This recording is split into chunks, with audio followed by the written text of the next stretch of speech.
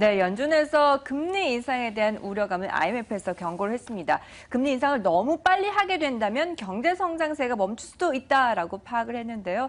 그로 인해서 뉴욕 증시는 다시 반등에 성공하는 모습이 나타났습니다. 우리 시장은 또 어떤 영향을 미칠지 궁금해지네요. 네, 맞습니다. 그런데 IMF가 지난달부터 계속해서 미국 연준에 대해서 금리 인상에 대해 경고를 하고 있다는 데 좀 더 초점을 맞추면 좋을 것 같습니다.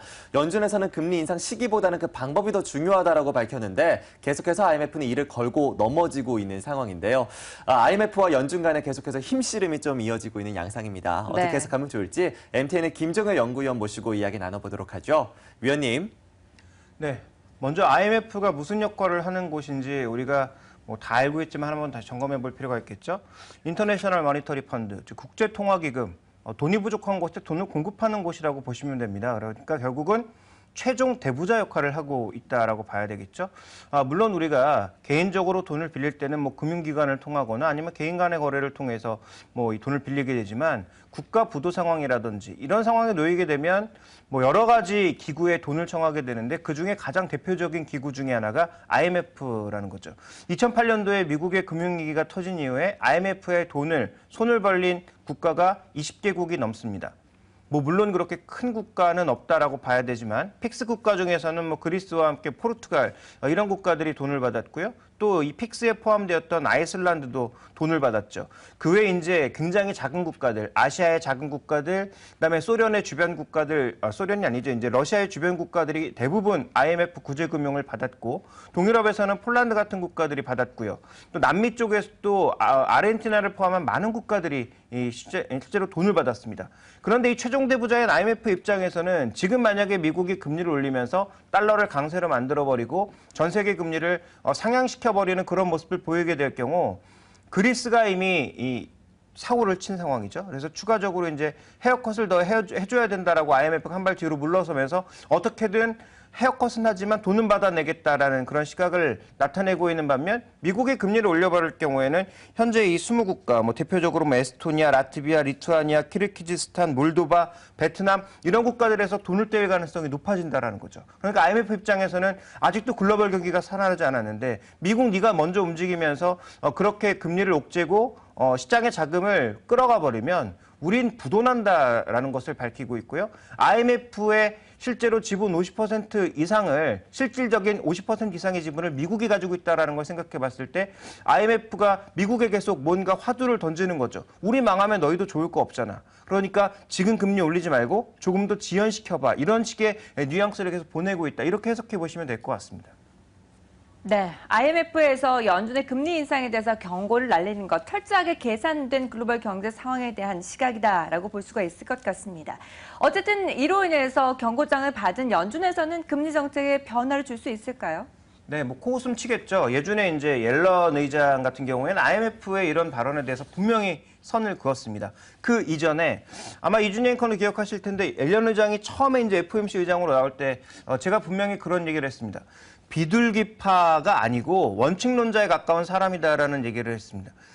저는 그 시각은 아직도 변함이 없고요. 그러니까 옐런 의장은 비둘기파가 절대 아니고 여러 가지 지표라든지 이런 것들에서 기계적으로 움직이는 거의 원칙론자에 가깝다라고 저는 여전히 판단하고 있는데요. 그런 관점에서 본다면 옐런 의장이 IMF 라가르드의 얘기에 동조할 가능성은 제로에 가깝다라고 좀 보고 있습니다. 다만 현재 그리스라든지 이런 문제가 파급이 되면서 미국 경제에도 타격을 줄 가능성, 미국의 경제 정책에 영향을 줄 만큼 뭐 글로벌 경제가 조금 위험해 보인다든지 이런 글로벌 경제의 부진한 모습들이 미국 경제의 실물에 타격을 준다라는 그런 시그널이 온다면 얘기는 달라지겠죠. 그렇지만 아직도 그런 시그널은 발견되지 않고 있고요. 뭐 그리스는 지금 죽겠다고 있지만 뭐 미국의 경제 지표는 그렇게 어렵지 않은 상황이고 오히려 미국 내 물가 상승 압력이 나타나고 있는 상황이기 때문에 연준의 입장에서는 IMF 얘기는 무시할 가능성이 있다. 그래서 지금 뭐 그리스와 뭐 중국 증시 때문에 미국이 금리 인상을 연기하는 거 아니냐라는 뭐 말도 안 되는 얘기 나오고 있는데 그런 얘기는 제가 보기에 제 입장에서 보면 무시해도 될 만한 얘기라고 판단하고 있고요. 그게 중요한 게 아니라 지금 미국의 입장에서는 미국의 물가 상승 압력이 과연 하반기에 강하게 나타나냐에 더 관심이 있고 또 어차피 미국은 내수가 살아나게 되면 해외 쪽의 요인들은 그렇게 크게 영향을 미치지 않는 만큼 뭐 옐런의 입장에서는 IMF 얘기에는 그렇게 큰 관심을 기울일 만한 정도는 아직까지는 아니다라고 봐야 될 것 같습니다. 네, 미국에서의 금리 인상을 놓고 IMF는 글로벌 경제를 다 따져봐라라고 조언하고 있는데 연준은 미국만 살펴보겠다라는 입장들을 계속해서 고수하고 있는 상황입니다. 일단 IMF의 이런 발언이 나오고 나서 뉴욕 증시는 일제히 반등에 성공을 하는 모습이었고요. 내일 발표되는 FOMC 회의록에도 많은 관심이 놓여 있는 상황인데요. 국내에 대한 영향은 어떻게 좀 해석을 할 수가 있을까요? 일단 달러 강세가 지속되는 여부가 중요하겠죠. 달러 강세가 지속되고 미국의 긴축이 정말 9월 달에 나타난다면 그것도 7월 FOMC에서 더 확실한 시그널을 준다면 아마 이제 글로벌 시장에서 이머징 마켓에 대한 선호도는 상대적으로 떨어질 수밖에 없겠죠. 그래서 어제도 이제 우리 시장 출발하면서 여러 번 강조드렸던 말씀입니다만 미국이 덜 빠졌으니까 우리가 안 빠질 거야라는 그런 생각은 버리시고 외국인들이 우리 시장을 여전히 어떻게 취급하고 있느냐가 좀 더 중요하다라는 거죠. 그래서 달러 강세 분위기 그리고 미국으로 돈이 돌아가는 분위기에서 과연 한국 증시가 싸다고 해서 한국 증시로 외국인들이 사준다든지 아니면 국내 기관들이 외국인들 눈치를 전혀 보지 않고 우리 시장을 위쪽으로 당길 수 있는 그런 체력과 힘이 있는가 이 부분에 대해서는 저는 좀 물음표라는 거죠. 물론 연기금이 있고 국내 증시 쪽으로 또 추가적인 하락이 보여준다면 돈이 쏠려갈 것이기 때문에 하단도 의외로 단단하다라고 볼 수 있습니다. 그렇지만 위쪽으로 치고 올라가는 힘은 여전히 약하다라고 봐야 될 것 같고요. 이런 관점에서 IMF의 이런 발언 그리고 연준의 전반적인 시그널은 달러 강세 쪽으로 흘러갈 경우 우리 시장 입장에서 봤을 땐 그렇게 유리하지 않다. 그렇다면 여전히 지수 위주의 플레이보다는 종목, 업종 위주의 플레이가 유효한 그런 시장 흐름이 되겠다. 이렇게 결론 지어볼 수 있습니다. 네, 여전히 달러와 강세가 진행되게 된다면 이머징 증시에 대해서도 불안감은 지속될 수 있을 것이다라는 이야기를 정리해 주셨습니다. 그렇다면 이머징 증시들을 좀 비교해 보도록 하죠. 네. 앞서서 오늘의 포인트를 통해서 중국 증시와 함께 우리 증시의 지수를 비교해 본 바가 있습니다.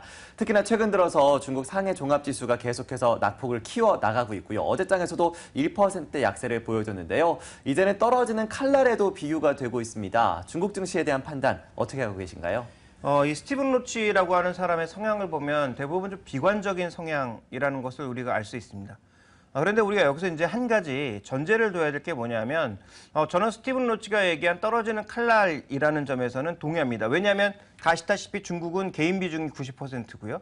또 하나 신용 비중이 높아서 이게 이제 빚을 거의 뭐 10배 가까이, 그러니까 1,000만 원 가지고 지금 1억 원어치 주식을 산 거기 때문에 증시가 조금만 변해도 자신의 현금이 순식간에 날아갈 수 있다는 측면에서 불안감을 갖고 있는 거 맞습니다. 그래서 떨어지는 칼날이 될 수 있죠. 그런데 문제는 중국 증시에 중국 경제에 또 중국의 전반적인 정책에 이해가 부족한 얘기다라고 저는 판단하고 있는 게 정부의 정책에 따라서 그 떨어지는 칼날을 잡는 손에 철장갑을 낄 수 있다라는 거죠. 그러니까 맨손으로 떨어지는 칼을 잡으면 살이 베이겠지만 중국 정부가 정책을 써서 철장갑을 끼워버리면 하락 압력은 받을 수 있어도 손은 다치지 않을 수 있다라는 것입니다. 그러니까 여기서 핵심은 뭐냐면 중국은 여전히 정부가 거의 경제의 대부분을 좌우하고 있다는 것을 잊으면 안 된다는 거죠. 그러니까 정부가 나서서 예를 들어서 과거에도 그랬습니다. 2000선에도 아마 스티븐 로치는 비슷한 얘기했습니다. 중국 경제가 무너지면서 중국 증시도 무너진다. 근데 그 2000선에서 정부가 적극적인 부양책을 쓰면서 무너지지 않았고 오히려 2000선에서 5000선까지 올라온 거죠.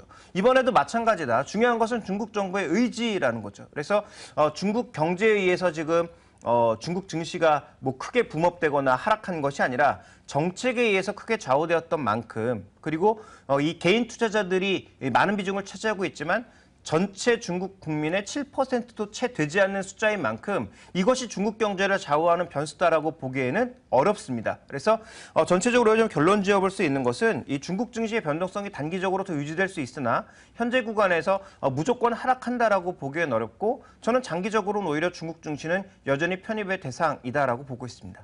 네, 중국 증시가 그동안 수직 상승을 한 만큼 가파르게 하락하고 있는 것은 분명합니다. 하지만 아직까지 편입될 가능성, 매수에 대한 매력도는 있다라고 평가를 하고 계시는데요. 그렇다면 최근에 저평가되어 있다라고 분석이 되고 있는 한국 증시에 대해서는 어떻게 분석하고 계시나요? 네, 일단 제조업 경쟁력이 하락하고 있는 게 문제고요. 그다음에 이익이 이제 크게 늘지 않고 있다라는 것이 또 문제점으로 다가오고 있습니다. 그러니까 여기서 뭔가 혁신이라든지 새로운 시그널들이 줘야 되는데 뭐 국회에서 법을 통과시켜주지 않았던 아니면 정부가 정책 운영을 잘못했던 어쨌든 한국이 지금 경제 성장이 정체되어 있는 것은 분명하다라고 봐야 되겠죠. 자, 이런 관점에서 우리가 좀 관심을 가져봐야 될 것은 저는 여전히 뭐 지수에 대한 관심은 없다. 지수가 뭐 크게 올라갈 만한 여건은 부족하다라고 보고 있고요. 또 외국인들이 빠져나가는 현재 상황에서 추가적인 상방향을 노리긴 어렵다라고 보고 있기 때문에 우리가 국제적으로 경쟁력을 갖고 있는 반도체 산업이라든지 그다음에 우리도 이제 저금리가 장기적으로 들어가면서 저성장 국면에 빠지면서 부동산, 건설업체보다는 디벨로퍼들의 움직임이 좋아질 가능성이 있다라는 점에서 이와 관련된 종목군들 관심을 여전히 가져야 되겠다라고 보고 있고요. 그다음에 모바일과 관련된 솔루션이라든지 그다음에 중국과 관련된 소비주에 대해서는 여전히 긍정적인 시각입니다. 그래서 화장품 많이 올랐기 때문에 주가는 내려가겠지만 중장기적인 관점에서 그 트렌드는 쉽게 변하지 않을 거다라는 점에는 저도 동의하고 있기 때문에 이와 관련된 종목군들에 대해서 계속 관심을 가지셔야 될 것 같습니다. 지수보다는 종목에 더욱더 관심을 가져보자라는 이야기 해주셨습니다. 그만큼 우리 지수가 외국인들의 부재를 여실하게 느끼고 있기 때문인데요. 이런 시장 분위기 속에서 저희가 어떠한 전략이 필요할지 오늘장 선전략에서 확인해 보겠습니다.